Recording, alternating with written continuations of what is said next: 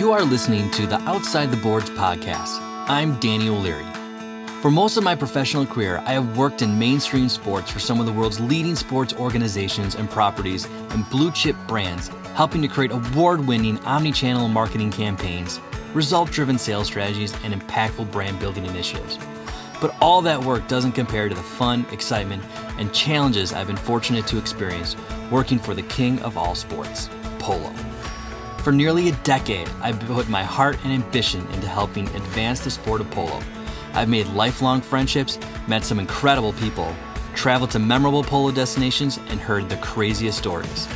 My goal is to share these people, places, and stories with you and provide a unique behind-the-scenes perspective of the game that breaks all the common stereotypes, all while discussing key issues affecting the sport today and the constructive sharing of ideas, insights, solutions, and best case studies for the purpose of advancing polo globally. Every week, I will have honest conversations with polo industry leaders, enthusiasts, and awe-inspiring people who make this sport great and fun to be around. I hope through their knowledge and their unique perspectives, they will motivate and inspire you. Together, we will explore ways you can make small tweaks to boost your polo business, whether you are a club, event, team, or player, that will amount to big changes in revenue, participation, attendance, and exposure. Saddle up. Welcome to Outside the Boards with me, Danny O'Leary.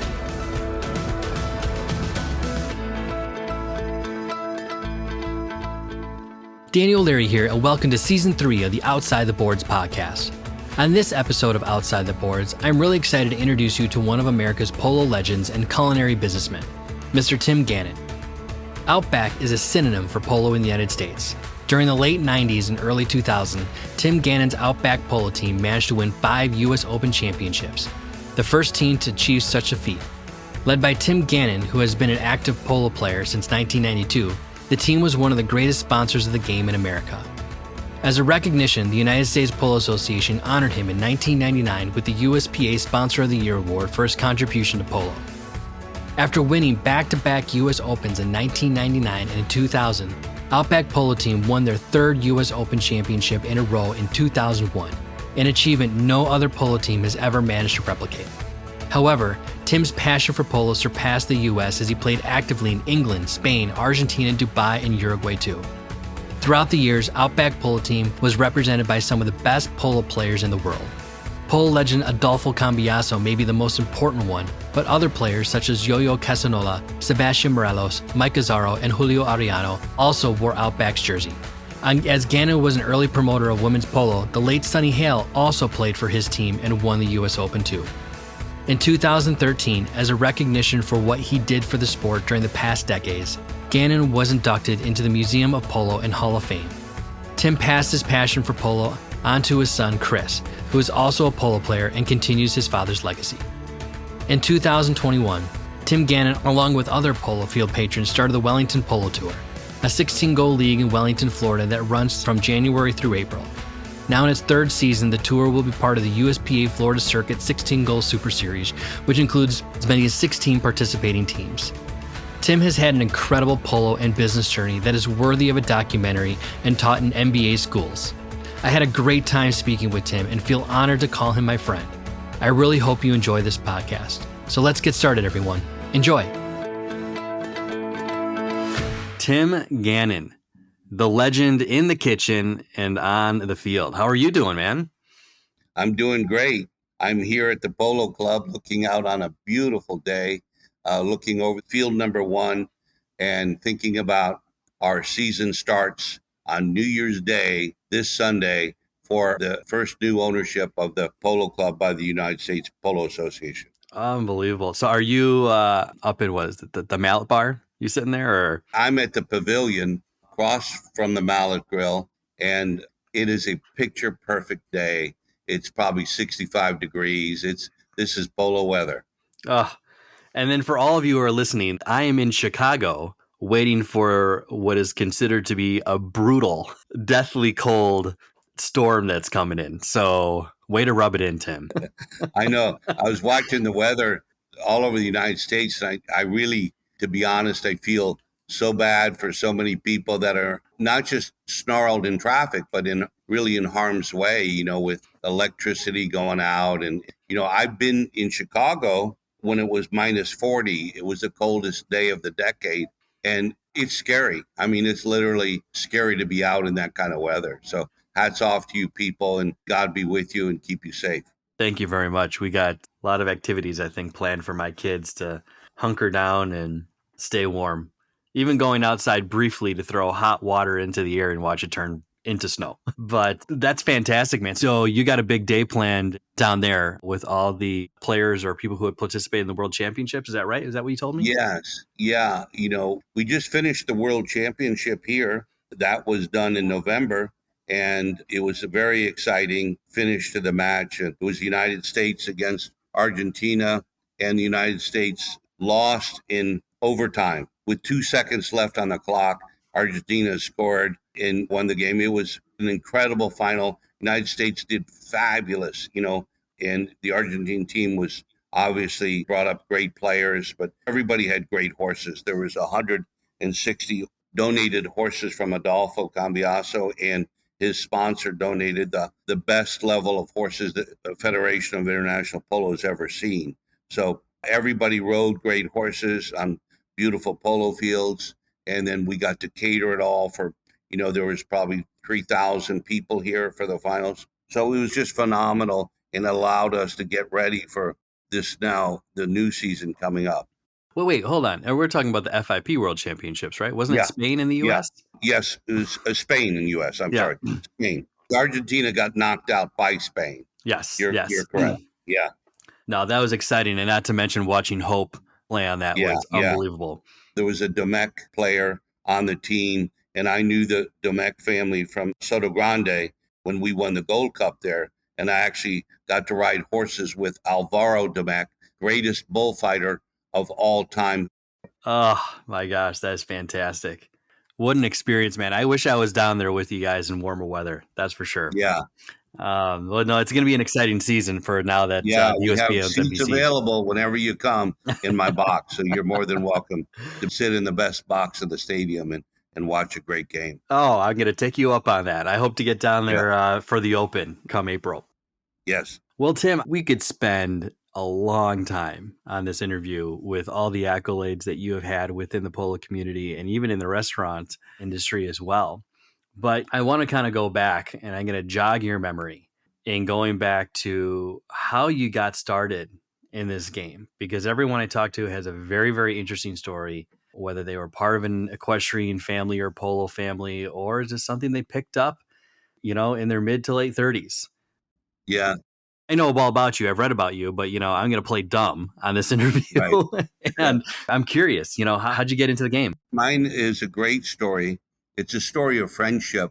And I think in the polo world, there's stories of friendship that binds people together as great friends their entire life from different countries, from Argentina, England, Spain, like my friendship with the Domecq family that continues on.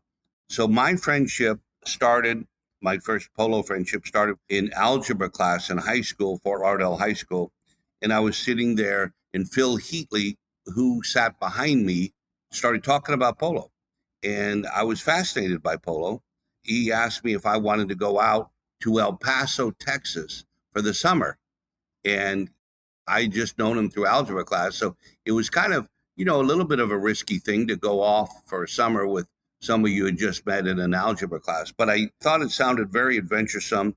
And we would spend the summer on a horse ranch of his father's. And his father was a polo player, 3-goal polo player, played for the Army, U.S. Army in New York. And so we went out and got in 57 Chevrolet, raised $600 to buy this car, parking cars at the Maikai. We both came from relatively poor families. So we got out there, and I just, 16 years old, living on a horse ranch out west. We were like a mile from Rosie's Cantina, the famous gun battle scene in a song in Old Rosie's Cantina. So it was the real West. It was right on the Rio Grande River, and we rode horses on the Rio Grande and crossed over into Juarez to watch polo games in Juarez. Really? And so no one would connect polo and El Paso, I think, in today's world. So the ranch that you went to, was it polo or was it something else? I It mean, was was it polo. cattle or? What it was called Twin Farms, and it was my best friend's father's ranch, and it was connected to Sunland Racetrack. And the connection there, like for all great polo ponies, most of them are thoroughbreds, and a lot of them come off the racetrack. And what happened was Phil's father, Bud Heatley, who became my mentor and was our coach in the first U.S. Open Championship in Bethpage Park in New York City. Mhm. You know, he had a farm and he would take horses that didn't make it on the racetrack, and he would take beautiful thoroughbreds and train them to play polo, to stop and turn and back up and do all the things racehorses don't know how to do or don't want to do. So, and then he would take these horses and bring them up to New York and sell them to, you know, a lot of the wealthy families, the Coreys and the Phipps and the Grace family.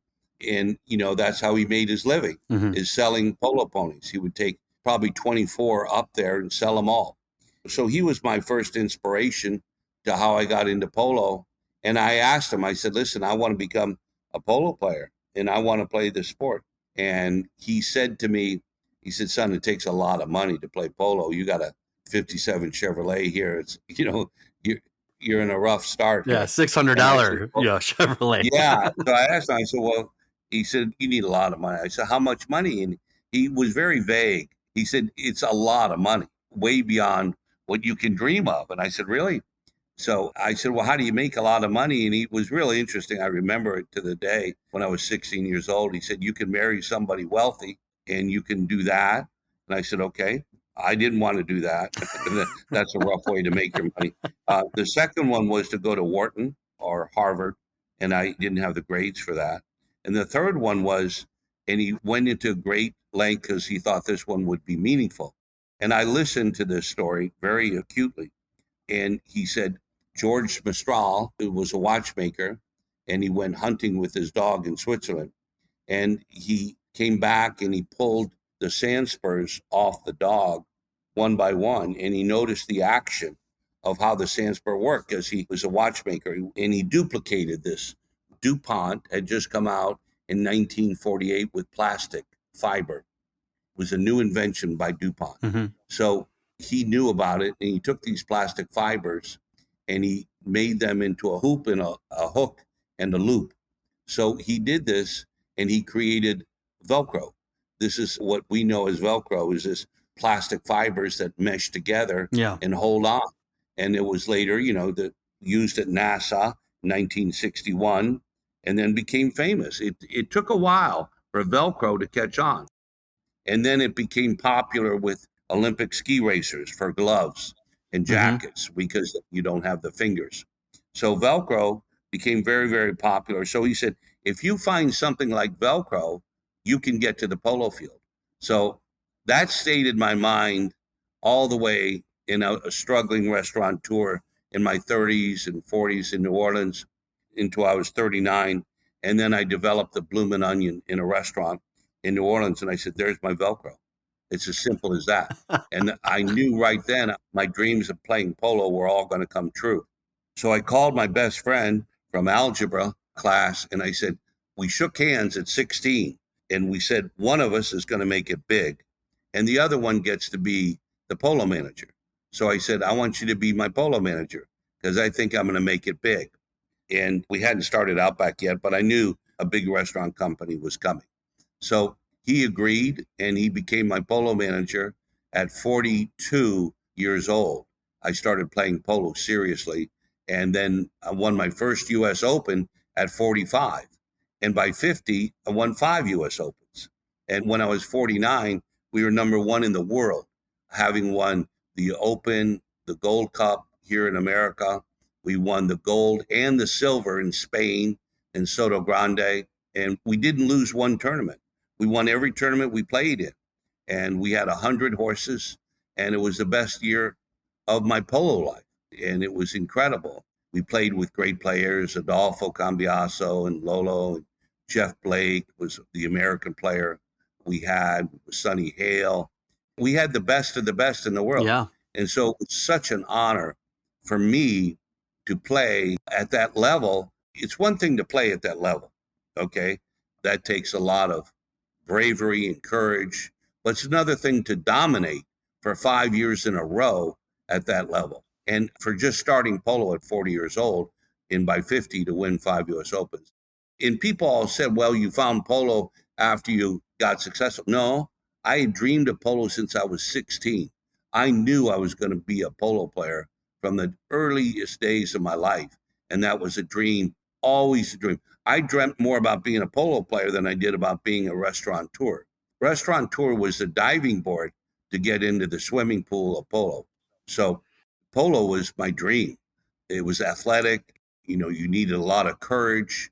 It was competitive. It was fun, exhilarating. It was all those things. The restaurant world was competitive, was fun, but in a different way.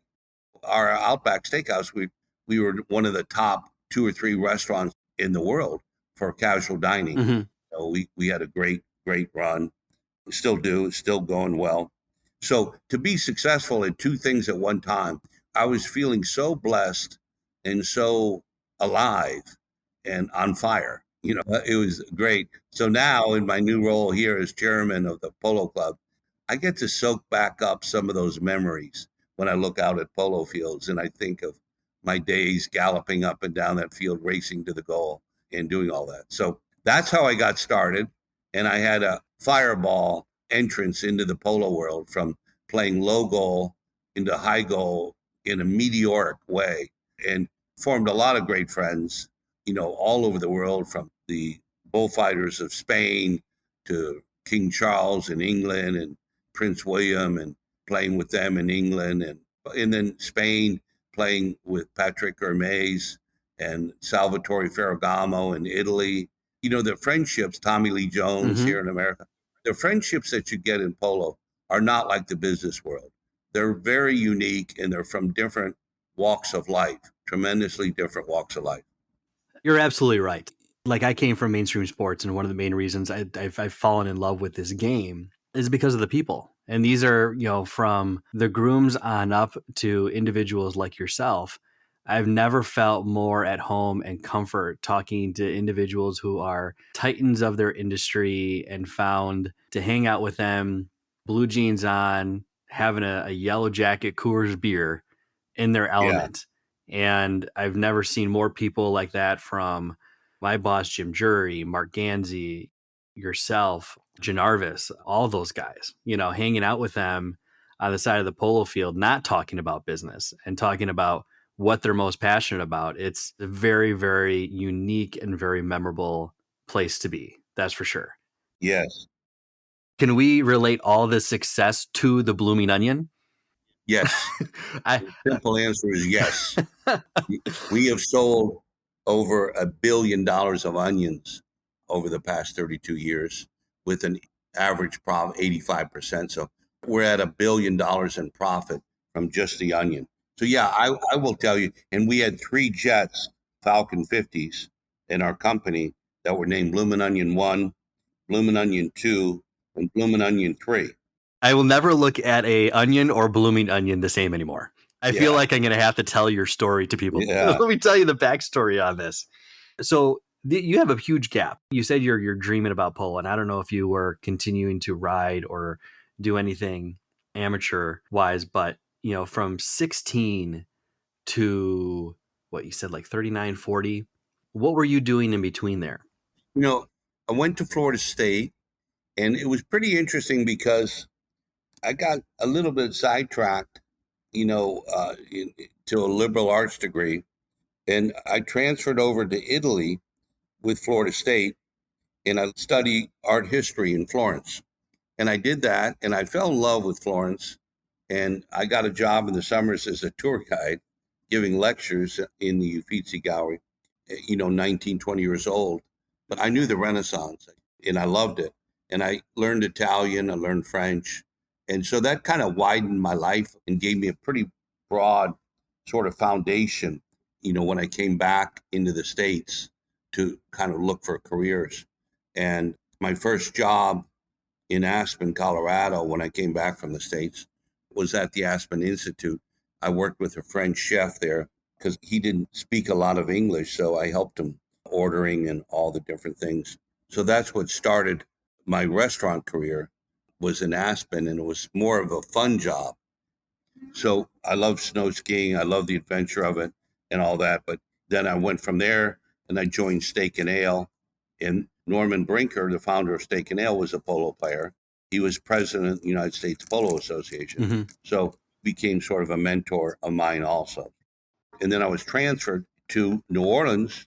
And that's when I worked with spices and seasonings and all of the above to develop the Bloomin' Onion. So I owe New Orleans a lot. It was a wonderful place to work with the chefs there. And I worked for Al Copeland, who owned Popeyes, Mm-hmm. Copeland's restaurants that were very successful. One of my favorite places to go to is Popeyes. My daughter, she can't get enough of their biscuits. Yeah. The Popeyes biscuit was developed by Warren LaRue, a chef that I worked with. And he was a Michelin 2-star chef that developed that biscuit for Popeye. I love it. I had to tell my daughter after this. It's just like, did you know that's a 2-star Michelin restaurant person that created that biscuit? Yeah. I had to get like a 6-pack of like every single time just for her. That chef's name was Warren LaRue. He became a mentor and later became the chef of Outback. Okay. Corporate chef. And I was at a dinner there, in New Orleans with George Beale, the founder of Houston's. And we were there and we're having food. And I said, George, this crab meat Saint-Jacques and oyster artichoke soup, this type of food should be in casual dining, like Steak and Ale. Mm-hmm. And he agreed. And he went on and developed Houston's, inspired from that night, from the same way I got inspired. Mm-hmm. So it was a very interesting night in New Orleans. It does not surprise me at all that you went to New Orleans in terms of your culinary education. That is one of my favorite places in the United States when it comes to food. It's like going to a different country, going to New Orleans. Yeah. It almost seems un-American in a way because they've just cornered the market in so many ways. Yeah. I want to go back there. My wife, she doesn't eat seafood. And it's just like, oh my gosh, it's like the best thing about New Orleans. Seafood. No, crawfish etouffee, shrimp etouffee, and paella and jambalaya and all those seafood jambalayas, gumbo, seafood gumbo, all those things are fabulous. Outside the Board Season 3 podcast is presented by the United States Polo Association. The United States Polo Association is organized and exists for the purpose of promoting the game of polo, coordinating the activities of its member clubs and registered player members, arranging and supervising polo tournaments, competitions, and games, and providing rules, handicaps, and tournament conditions for those events. Its overarching goals are improving the sport and promoting the safety and welfare of its human and equine participants. Founded in 1890, the USPA is the largest voluntary sports organization in North America for the sport of polo. The USPA is currently made up of more than 200 member clubs and over 5,000 registered player members. It annually awards and oversees roughly 50 national tournaments hosted by its member clubs. For more information, please visit uspolo.org. So then how did Outback come about? I feel like the Outback is somehow tied in a way to your algebra buddy in El Paso. Believe it or not, my whole life is tied together. This person in El Paso that was my algebra buddy used to sell horses to Norman Brinker, the founder of Steak and Ale. And then I later worked for Steak and Ale, and then Steak and Ale sent me to New Orleans. The manager of the first Steak and Ale that I worked for in Rockville, Maryland, was Chris Sullivan, who became my partner at Outback Steakhouse. And Bob Basham worked at Steak and Ale also. So the three of us all were grounded in the foundation of Steak and Ale. And that all started from my friend who used to sell the Steak and Ale founder, Norman, sell him horses from his horse farm in El Paso. Mm-hmm. So it's a very interwoven, tight world that you find out. And, the founder of Houston's, is the first manager of the first Steak and Ale. It's an incredibly tight world.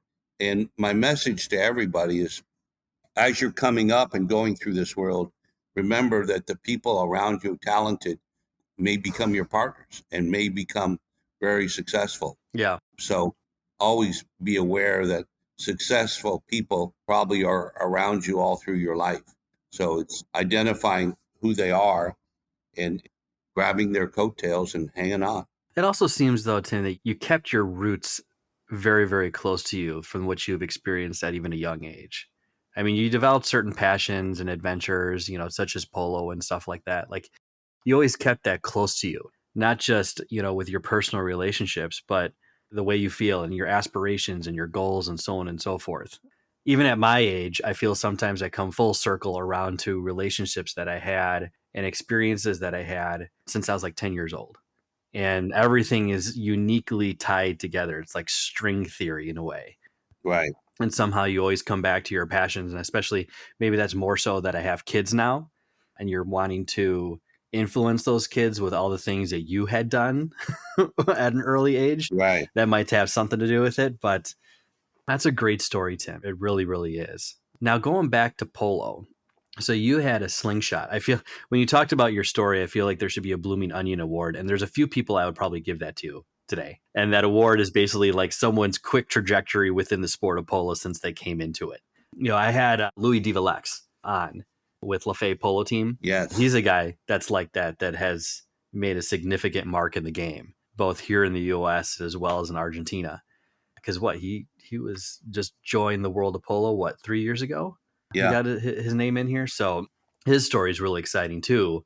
And he came from the world of golf, of all places. Like you never hear of a golfer coming into polo, but you always hear polo players playing golf. Right. But then you hear about him jumping out of planes and all that kind of stuff. And then you kind of figure out that he's always been an adrenaline junkie in the past. Yeah. So between those time periods of early 40s, that you really dived back into it. And this is after your success with Outback, I take it? Well, I started Outback at 40 years old. They were simultaneous. The trajectory for success in Outback followed in parallel the trajectory for success in polo.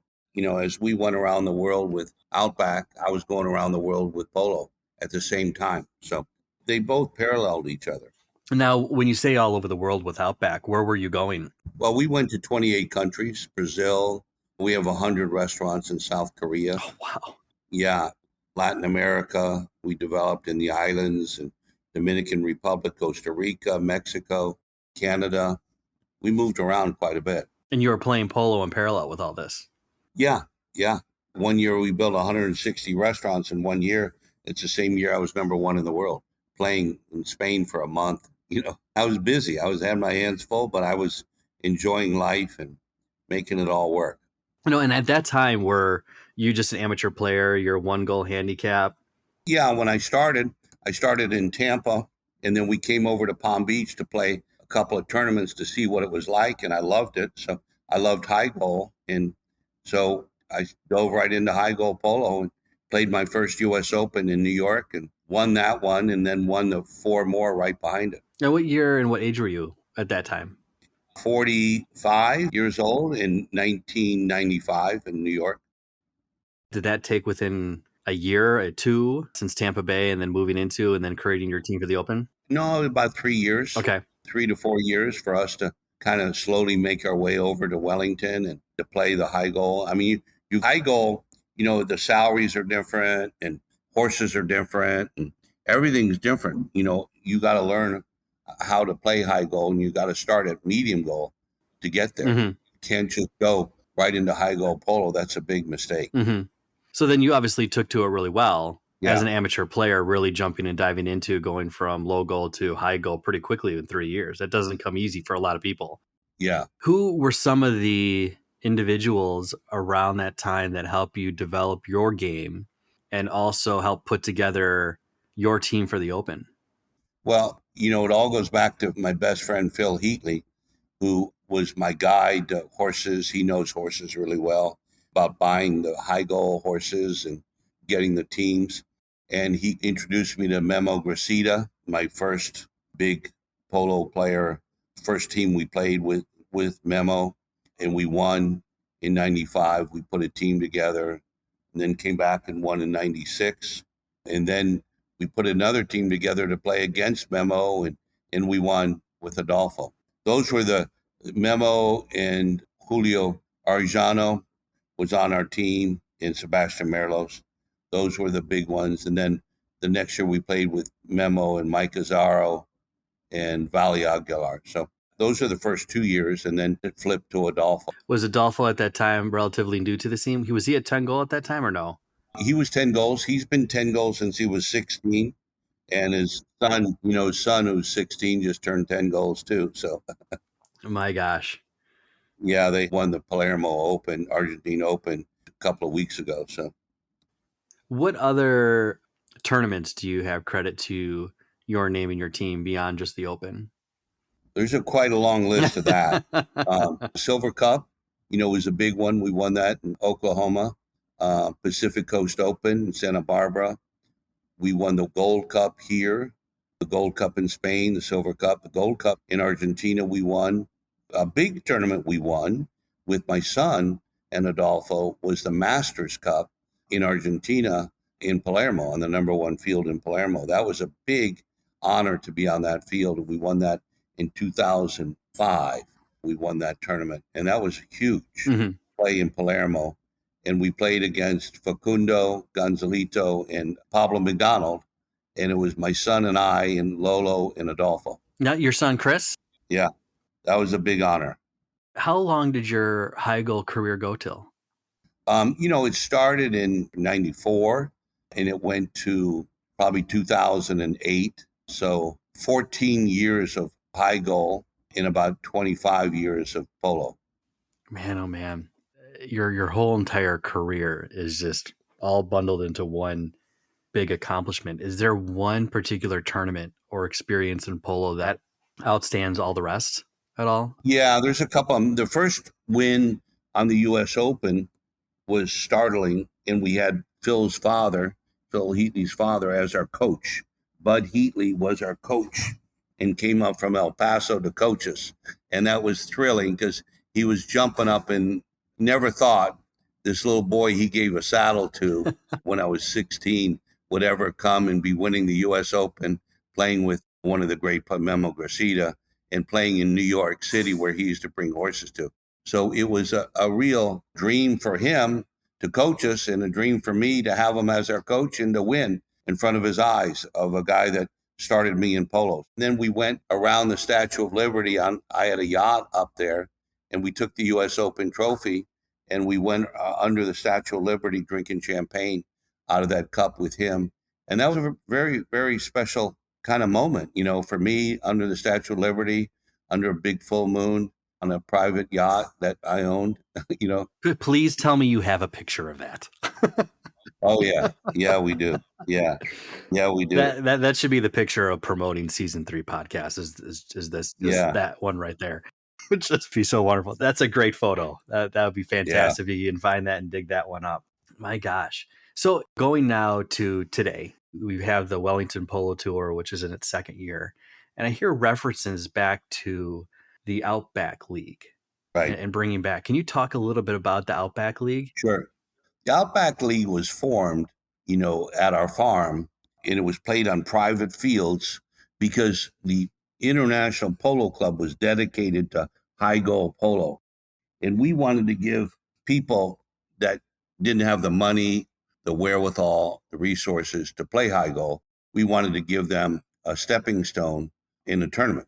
So we formed the medium goal, and it was really nice because it's based on 3 axioms. One is that it has to be competitive, meaning that the handicaps have to be fair, the umpiring has to be fair, and all that, in competitive, good horses. The other part was it had to be fair, and that meant, again, the handicaps. And so we wanted it fast, but fair.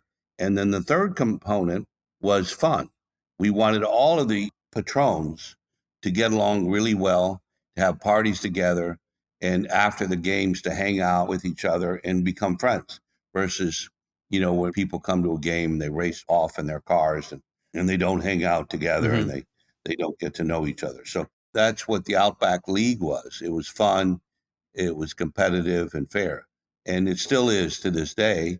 People join leagues and put teams in when they have a chance to win, if they have a chance. And if they don't have any chance to win, like complaints about grand champions, is that a lot of people feel it's not a fair level fighting ground. to win. Mhm. That's always swayed. Whether that's true or not is none of my business, but that's the feeling that people have. And that makes it difficult. You have to enter a team, spend all the money, put the money in there, and feel like you got a chance to win. And that has to be that way. You mentioned grand champions, but if you look at like even down in Argentina for their Open, you see a lot of the same teams that are kind of in the finals. I mean, how many times did La Delfina win it with Adolfo Cambiaso? Yeah. And then I feel like there was a stretch even with the Open. You saw Valiente constantly in it, and it's. Yeah. I mean, a lot of it is Yeah. dictated by the horses too. So I mean, if you have a great It is. breeding grounds and all that, and getting those ponies, yeah, you're going to be much more favored. Last year, La Delfina did not win the Open, Mhm. and they've lost, some Opens here. A lot of times in high goal, it is about the team that has the best horses. But now a lot of teams have great horses. Facundo and Pilot team has great horses. A lot of the Russian guy put together some great horses. It's swayed to the teams with the best horses. Mhm. So if you didn't have the wherewithal or resources for horses, it makes it difficult Yeah. to play at that level. It does. There's no doubt about it. But it's still winnable. And that's what makes it probably more fun, is that you can beat Cambiaso in Palermo like the Castagnolas did last year. Mhm. And Adolfo's, he's 46 years old now. He's still the greatest polo player in the world. Yeah. And now his son is too. But, he's got injuries, and I don't know when he'll stop playing. But, at some point at 50, 55, it's going to get tougher and tougher for him. But who knows? Adolfo's a miracle. He's just a walking miracle. And well, not to mention, I mean, sometimes I feel like polo has no age bounds. I mean, my boss, Jim Jury, just He retired doesn't. at 80. No. Jim Huber from Yeah. Milwaukee, who passed away a few years ago, he was 90 when he retired from playing. Right. God Yeah. damn. To be in that healthy of condition. My boss has a really, really great quote.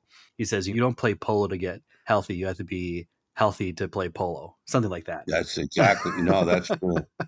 Like you can come from any sport and you get on a horse and you play the game, you are going to feel muscles you have never used in your entire life. You're going to get your ass kicked. That's incredible. But yeah, I mean, going back to what I've noticed, and I had Chris Green on this podcast, and, we were talking a little bit about some of the things that are motivating the USPA these days. And he brought up the breeding and how it's the goal of the USPA, or future goal, is to develop better breeding grounds for polo here in the US. Right. And I think you have a few people that are out there, and you're seeing partnerships with folks like La Delfina and what have you, Jennifer Luttrell over at Cotterell Polo Farms in Idaho. You have J5 with Rob Janarvis and those guys. Is this kind of what we're hoping to achieve? It's going to make better breeds of ponies more accessible to the U.S. market? Yeah. I mean, breeding is very important. It's not always perfect.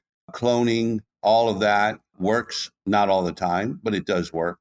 You're not allowed to do it for racehorses or for jumping, but polo, there are no rules in polo. You get a good horse, they don't care where it comes from. Yeah, so we're able to do that in the United States. So I think we have the financial backing of some strong people that can afford that. I mean, the tough thing for Argentina is their economy is shot. It's really in tatters. So our advantage is that we have the money to buy horses. Yeah. Their advantage is they've got the horses. Yeah. And they start their players off at an early age, 8, 10, 12, 14 years old. And they play polo every day. Mhm. They play, the Castagnola guys play 2 games a day, 6 days a week, maybe 7. So they play polo. Mhm. We don't have that in America. We don't have that regimen of the farms, the country farms that people go out and play every single day Mhm. and have unlimited horses, and they pull out and make green horses, and they learn to ride really well. I mean, the riders from Argentina will always excel the riders. I mean, there's just great riders is just hours in the saddle. It really comes down to how many hours have you been in the saddle. It's a 10,000 hour rule. That's right. You echo a conversation that I had with Fred Mannix, and we talked a little bit about the cultural differences between the game here in the U.S. and then Argentina, and why there's so many Argentines in the game. The big word is like accessibility. the access to the horse and polo fields in Argentina is night and day compared to, here in the United States. And other sports echo that too. It's just like, well, why are there so many great Canadian hockey players? Why are there so many great intercity basketball players? And a lot of it is tied to accessibility with the sport and the resources and so on and so forth. It's the same thing with polo. I get that question a lot from people who are very unfamiliar with the sport, because they always ask me, Dan, where is it most popular? Because people think that it's England. And I go, no, you're wrong. Yeah. There's ties to England, the white pants and all that kind of stuff. But this is where the apex of the sport exists. And here are the top three. And, these are other hotbreads throughout the world are growing. And people are always very amazed at how the economics of it all work. I mean, every country contributes to the world of polo. I mean, England obviously has had royalty playing polo in the Queen's Cup. They brought royalty into the game. Mm-hmm. The Americans brought cowboys, into the game. That's what our contribution, I think, is the cowboy world, the Texas world, the great riders, the people that have spent a lot of hours in the saddle and learned how to not just do roping, but learn how to play polo and become great polo players. And then Argentina, obviously, with their love of speed and their athleticism, and what they bring to the table is immense. Mm-hmm. But then, there's a lot of other countries. Brazil's got great polo players, and Uruguay, their team did really well. Italy, Spain is playing really nice polo. France, Deauville and Paris and Bois de Boulogne. And, there's pockets of polo all sprinkled around Europe and Switzerland. And so that's fun. They tried to get polo in China going. And, all of that is good. Mm-hmm. Everybody adds something to the pot of polo. We have all of our characters, Tommy Lee Jones and Ginger Baker and all the different characters we have that play polo. Mm-hmm. One of my great guy that I like is Michael and the Mechanics that was with Genesis. Great guy that I met through polo. So it's a very interesting group of people. Outside the Board Season 3 podcast is presented by the National Polo Center Wellington. The National Polo Center in Wellington, Florida is located in the heart of South Florida's legendary horse country. The permanent home for polo in America, NPC is owned and managed by the United States Polo Association to showcase the finest the sport has to offer. The association's premier event, the Gauntlet of Polo, takes place from February to April each winter season. Throughout the year, the facilities are also used to showcase USPA member clubs and prestigious national tournament competition. Watching polo from the stadium, private boxes, fieldside tailgates, or special hospitality tents, all overlooking the US Polo ASSN Field 1 is an unparalleled experience. NPC invites you to enjoy the best polo in the country, taking place at one of the most beautiful venues in the world, the National Polo Center Wellington. For more information, visit nationalpolocenter.com.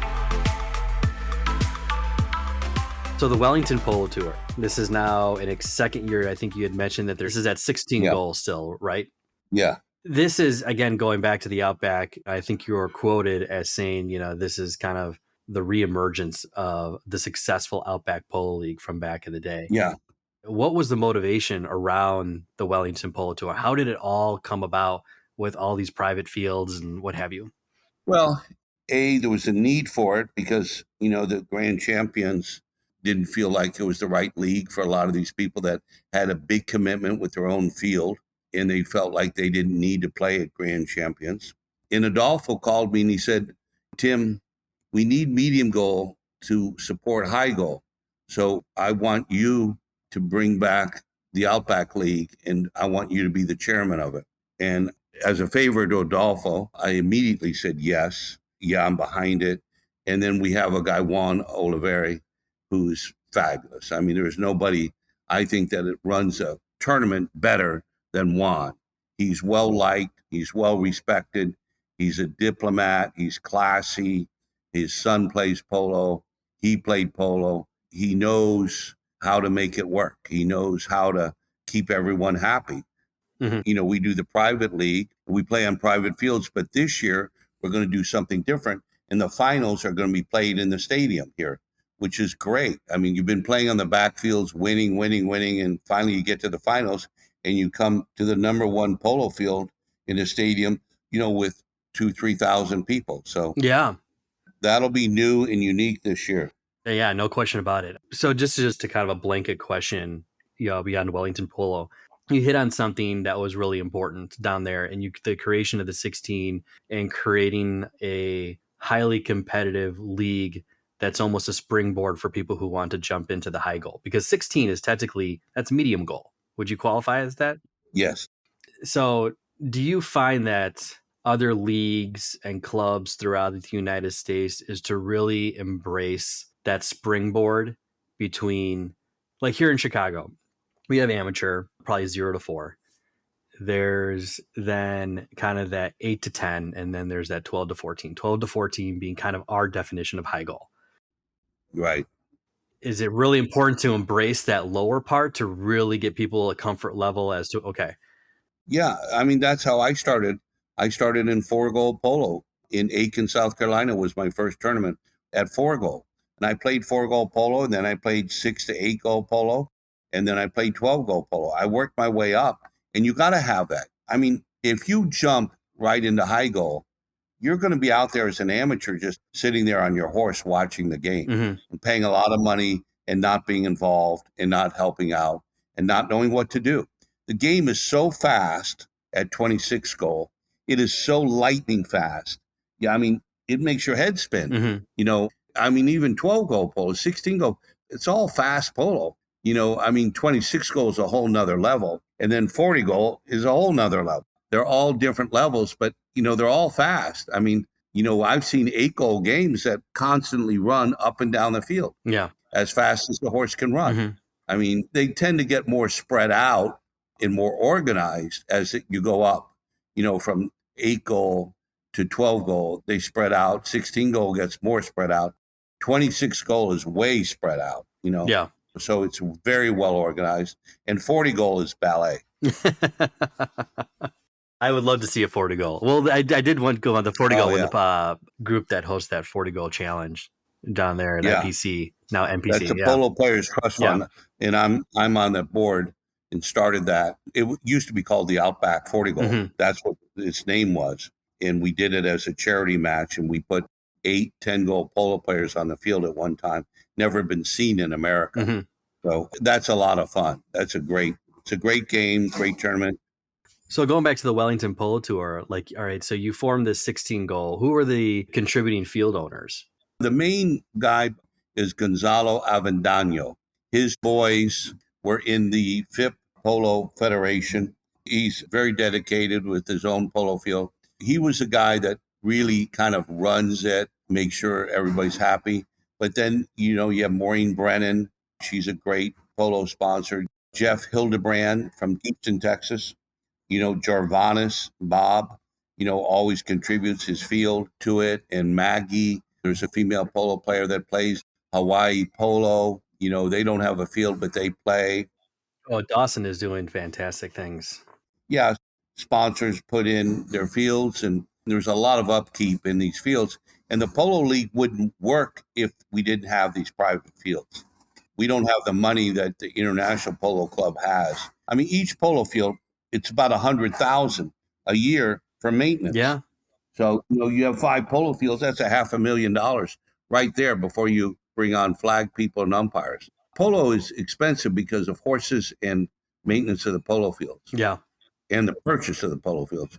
I mean, these acres used to be $20,000 an acre, and now it's $400,000 an acre here. And a polo field's 10 acres, so that's $4 million for a polo. Big money everywhere. We kind of learned the hard way. Oak Brook Polo, we moved fields from our old field, which turned into a floodplain. Yeah. Hard rainfall, you'll have 3 feet of water on that. Michael Butler learned the hard way in the late 80s, and the field just got demoted down to a practice field. And now, because of that reason, we're at the Cecil Smith Field, which hasn't been played on for over a decade. And it's still a very nice natural field that together. But wow, we had to put close to $250,000 into the field this year to really get it back to playable for this year, and then, continuing to work at it so that we can ultimately have tournament competitions on that, and have a comfort level with Yeah. players and teams. And, because it was, the main field at one point for Oak Brook for 100 years. It's a 100-year-old pole. Yeah. So I don't know if you got a chance to play up here at all. Did you play in Chicago at all? I never did. I mean, I knew of Michael Butler, Mm-hmm. In Naperville polo people, but I knew the Butler family. There were always a kingpin family. There was the Ghost family in Retama and San Antonio, and then there was the Butler family in Chicago. But I mean, before Wellington Polo and all this, and it was the Butler family. Yeah, came from Oak Brook. They're the ones that made polo happen in the United States. Yeah. Yeah, I had a speech when we had our gala, which my wife ended up making the speech for me because I came down with COVID.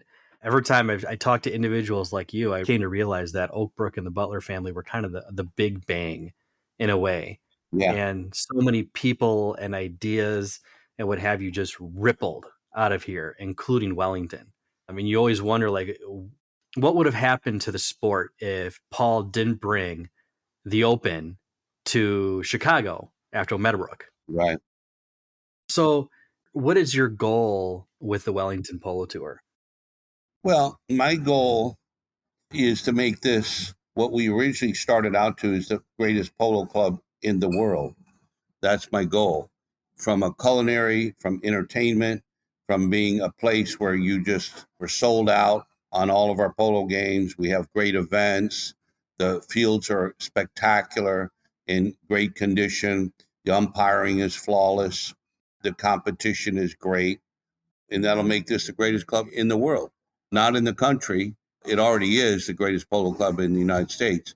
But I want this to be every bit as good. In some of these, you can't compete. We can't get King Charles to come and stomp pivots. So you're never going to do that. But we can be great in our own right. We'll never have 40 goal. 26 goal will be at the top until we get 30 goal polo going around the country. And that's a while away. Yeah. So you just got to be great at what you are. Mm-hmm. And I think we'll do that. So last year you had 4 tournaments associated with the Wellington Polo Tour, right? Has that expanded now? Has like the Joe Barry, I think some other like main tournaments are now looped under the 16 now. We've got 4 of them. The first one is just a kind of a weekend, only 4 teams, and just to kind of get a warm up.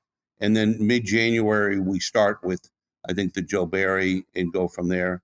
So, but I think we'll officially have 4 tournaments, 3 good ones with the big 16 teams. Okay. Is there any prize money involved or no? No. Prize money we keep out of polo because it gets the danger level too high. When people are playing for, 50,000, 100,000, it puts an extra element of danger into the game. And it's got enough danger anyway. They're hungry. They need that money to buy a horse, and they stretch out in front of another player to stop a goal. And I've seen polo played for money, and it gets pretty dangerous. That's interesting to hear your viewpoint on it, because I always have mixed reactions when it comes to it. And this is kind of the first from your vantage point. I mean, you look at Argentina, I don't think they get paid any money there. Look at how hard they fight. Well, the nice thing is, I think they have media rights associated with stuff down there, which is a nice little cash cow to get. That's right. In your viewpoint, you have just a long history in this sport. From your vantage point, are there things that you would like to see change or done better in polo for the future? There are a lot of people that say, I want to change the white pants to black, blue jeans. I don't want to see anything change in polo. We're having great games. They go to the finals. I don't know how many teams went to overtime. That's it. I mean, you got games going to overtime. You got great people. You have great parties. What else do you want? I mean, at some point, you got to say enough's enough. And having all that is really a great mix. How do I want to see polo change? Maybe expanded and polo schools and get more people involved. And, but you've got to earn your right into polo, and you got to want it, and you got to get exposed to it. I got exposed to it, luckily, through another person. And maybe that would be the thing, is how to get more people exposed to polo, so that they can have the desire that I had and want to play high goal polo. Yeah. So, maybe stuff like that. And the United States Polo Association is really trying to open up the doors of polo to other people by doing clinics all around the country and making sure umpiring is good nationwide. Mm-hmm. You know what the USPA has done to umpiring has been phenomenal. Yeah. I mean, umpiring used to be helter skelter and who was your umpire and how do we pay them all, whatever. Mm-hmm. All that's kind of gone away. And umpiring is pretty fair and pretty good. Yeah. Well, and you bring up an important thing. And I think, what we encounter up here in Chicago is that there's this notion of polo being untouchable. It's exclusive. You have to be a member, that sort of thing. And I always tell people, like, you're dead wrong. This sport is far more accessible than you think. It is not untouchable. I think you've got a valid point there. I think that's the same thing we faced when the USPA bought the National Polo Center. They said, oh, are we allowed in that club? And there's a snobbiness that needs to be broken down. And we need to open up the game of polo to a much wider audience. Mm-hmm. And USPA and the global group here, they're doing that. They're getting polo on TV, on ESPN, explaining the game. And that's really what polo is needed, is to get on television. Yeah. And then you get sponsorship dollars and you can explain the game to people. You can broaden the audience. You can broaden the interest of polo and do all of the above. Yeah, and you're absolutely right. Even the commercial side of things, and I had this conversation with most of the people that are on this podcast, is the demographics are all wrong. People have this perception that it's the royal family, it's pretty women, all that kind of stuff. But in retrospect, if you're going to have the most relevant sponsors, I hate to say it, but it's not really Ferrari, it's not really Bentley, because you know what? 80% of the cars that are in the parking lot are going to be BMW or Lexus. It's the lowest hanging fruit. Right. Affordable luxury. You'd be surprised when you see the players and what have you come up to the farms, probably yourself, Jim Jury. They're all driving Ford F-150s and GMC trucks. And these guys, right, are millionaires. It's always interesting. Like my boss, he drinks Yellow Jackets, the same ones that John Dutton drinks in Yellowstone. Yeah. It's not all about champagne. It's more, from the player side, I find it to be more blue jean and barbecue than anything else.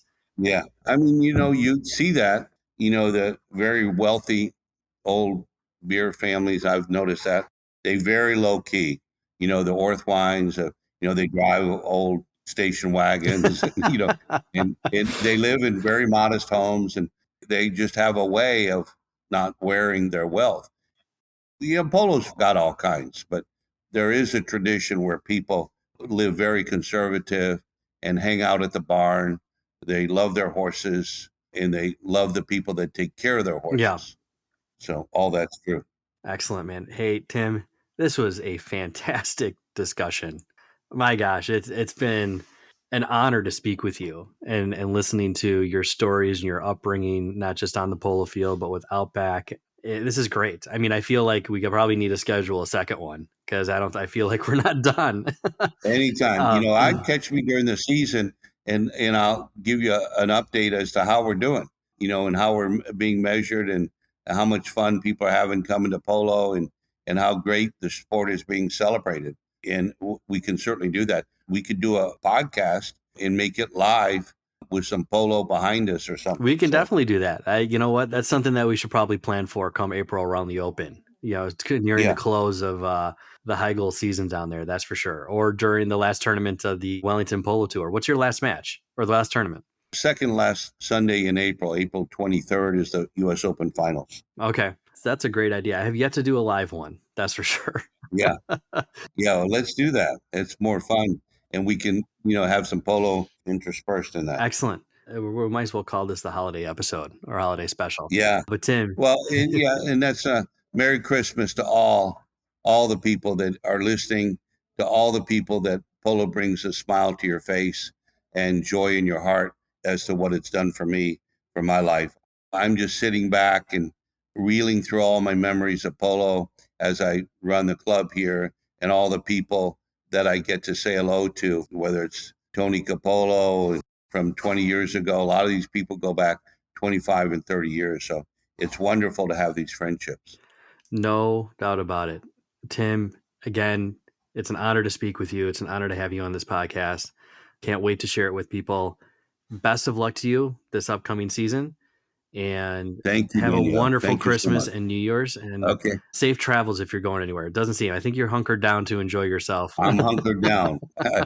I'm in God's place right here at 68 degrees, overlooking a polo field. I'm happy. You couldn't have asked for a better temperature in Florida right now. Yeah. Thank you so much, Tim. Okay, Danny, all the best. All the best to you as well. In 2012, the founders of Outside the Boards witnessed their first polo match and were stunned by the sport's beauty and brutality. Few sports, if any, have these combined qualities. The sport's grace, intensity, and warlike imagery create a shock and awe viewing experience like none other. Combine this with the sport's party-like atmosphere and lifestyle, and you have a recipe for success. Today, the sport has yet to witness its full potential. The industry is fragmented, riddled with politics and inexperience. Outside the Boards was purposely designed to change all that and bring clarity to the sport by introducing best practices, insights, trends, and consulting services to industry stakeholders and interested brands so that they can reach their marketing potential and better navigate the sport. Whether you're a club seeking custom sponsorship and marketing solutions or simply looking for strategic advice, we encourage you to contact us today or subscribe to gain access to industry insights. Visit us at www.outsidetheboards.com or to learn more or email us at info@outsidetheboards.com.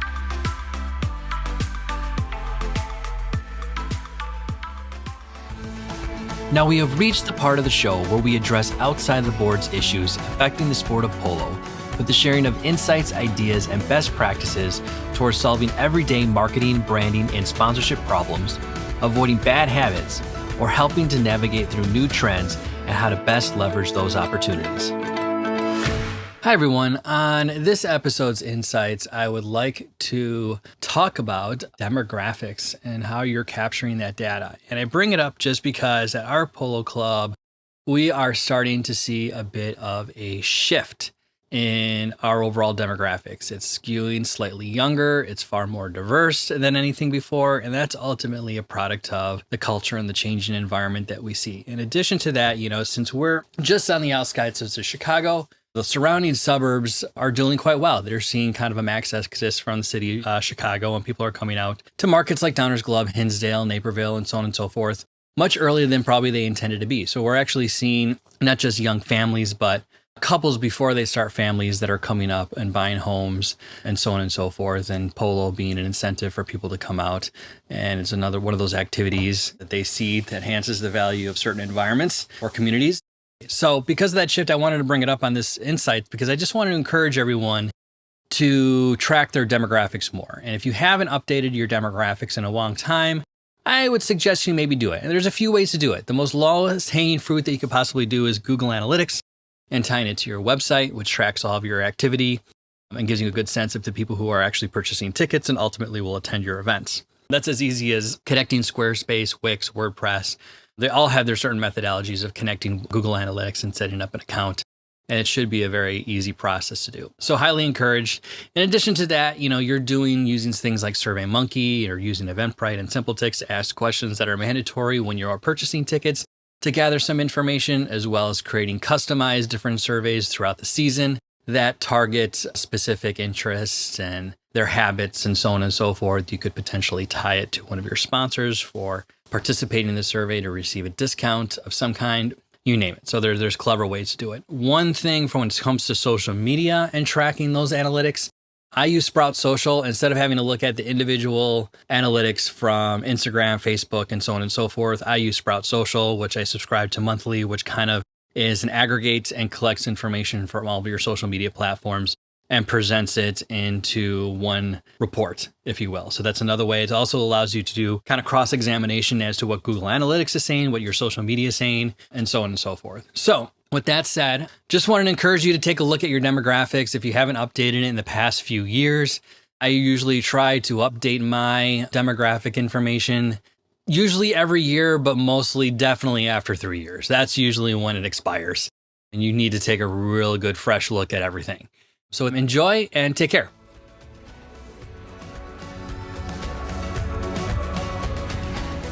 That was a great episode. What is the one thing you learned from today's conversation? If this episode had an impact on you in some way, then I encourage you to visit and subscribe to our website at outsidetheboards.com for more episodes and interviews with incredible guests. Thanks for stopping by, my friends, and hope to see you on the polo field.